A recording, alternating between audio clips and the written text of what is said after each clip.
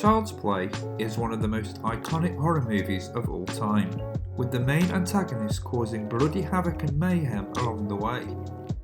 The first film in the series follows the story of Andy, a child who receives a good guy's doll as a present from his mother. But the doll harbours the soul of the notorious serial killer Lee Chucky Ray, who has used voodoo magic to transfer his soul into a good guy's doll in an attempt to escape police detective Mike Norris.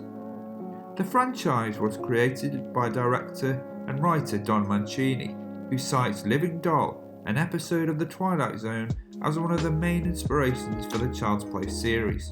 Child's Play was written and directed by Tom Holland, who is perhaps best known for writing the screenplay for Psycho 2, released in 1983, as well as writing and directing Fright Night, released in 1985.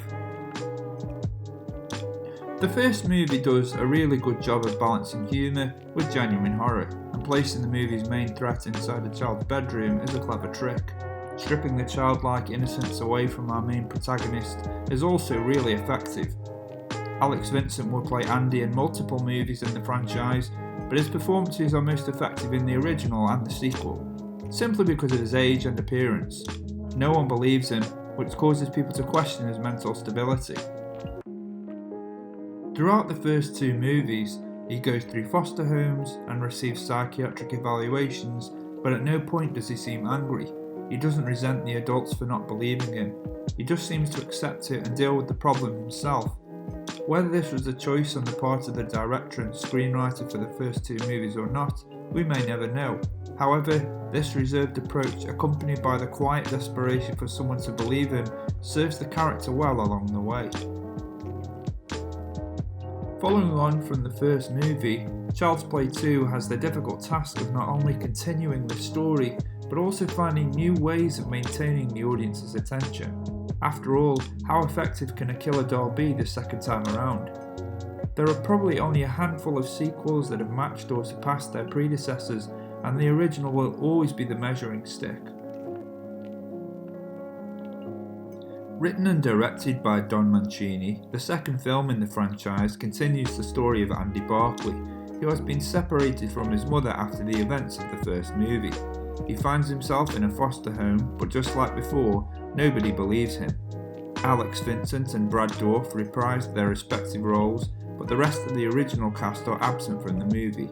Catherine Hicks, who played Andy's mother in the first film, is replaced by Jenny Agutter, who plays his new foster mother. It's a logical decision though, because the movie needs to remove Andy from the safety of his mother and place him in an unfamiliar surrounding. The characters have to deny Andy's story, and the one person who would be able to verify everything that happened would be his mother, who witnessed Chucky's carnage firsthand.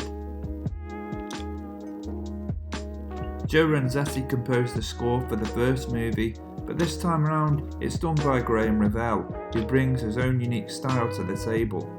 The opening piece really makes you feel the weight of the events in the first film, and that's something you can really feel throughout. Revell would go on to work on music for films like The Crow, The Craft, and Dusk Till Dawn, and even the Mighty Morphin Power Rangers, which couldn't be further removed from the Child's Play franchise. One of the most positive aspects of the movie is the chemistry between Andy and Kyle, played by Christine Elise, a teenager living at the same foster home as Andy. There are some great scenes with her and Chucky, and it's clear that she's having a lot of fun in the role. Brad Dourif also continues to raise the bar with his performance as Chucky, surpassing the previous one with malice and humour. He just embodies the character, he owns that role. There are some creative kills along the way as well, but Don Mancini keeps the gore at a minimum, always building towards a bigger final scene, which gives the violence and horror more of an impact when it occurs. Child's Play 2 is a roller coaster of horror and creativity, which leaves you satisfied, although it doesn't quite hit the heights of its predecessor. I really enjoy the Child's Play franchise, and I find the way that they use Chucky in these movies to be far more effective than something like Annabelle, which seems to rely on its aesthetic, as opposed to Chucky, who has a fully rounded personality to accompany his look. Child's Play 2 is available to watch on Netflix, and you can also rent it on Amazon Prime. Don't forget to subscribe, also click that like button and leave any of your own thoughts in the comment section below. Until next time, thanks for watching and I'll see you all soon.